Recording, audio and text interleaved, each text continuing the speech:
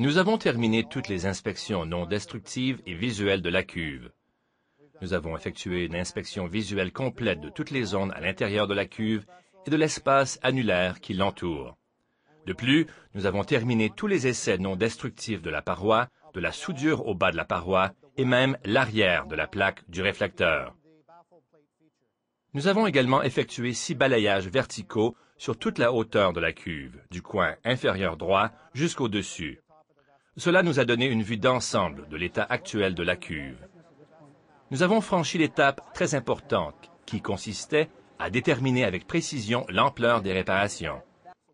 Nous savons maintenant qu'il y a 6 emplacements spécifiques à l'intérieur de la cuve où des travaux de soudure seront effectués.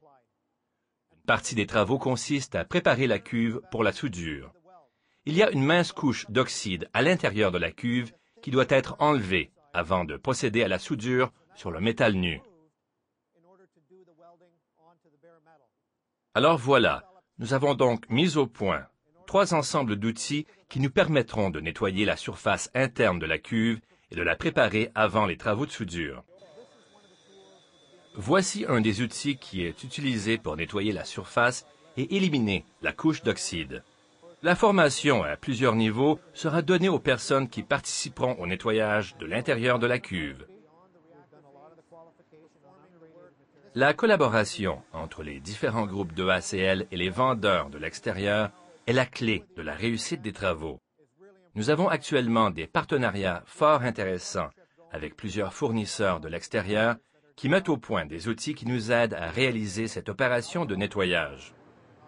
Tout s'est mis en place très vite, en environ 6 semaines dans certains cas, ce qui est très rapide pour ce genre de travaux où nous devons assurer la sûreté et la fiabilité nucléaire de tous les composants.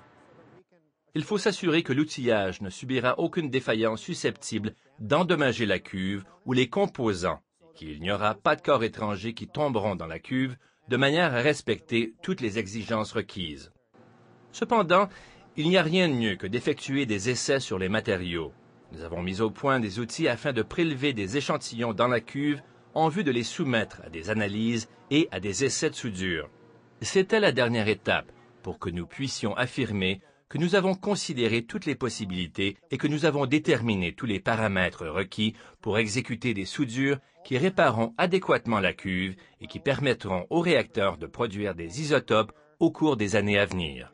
Bien que nous ayons un plan détaillé, nous avons des défis à relever presque chaque jour.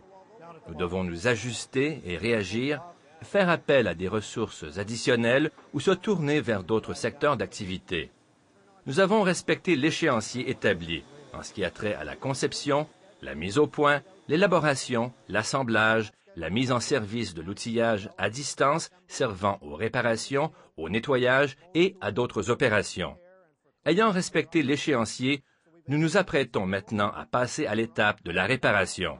Nous sommes résolument orientés vers la réussite de toutes les activités qui sont cruciales pour la séquence des opérations et qui nous permettront de procéder à la remise en service au premier trimestre de 2010.